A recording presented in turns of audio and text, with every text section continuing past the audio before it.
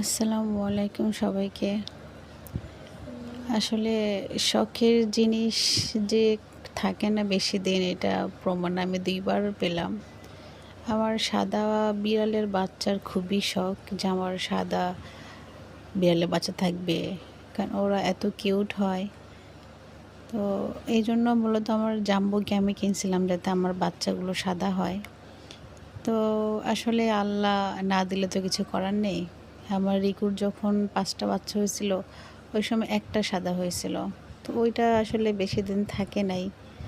যেদিন হয়েছে তার পরের দিনই মারা গেছে। তো এবার টিস্যু রানীর আলহামদুলিল্লাহ ওর ৬ টা বাচ্চা হয়েছে। তার মধ্যে একটা সাদা।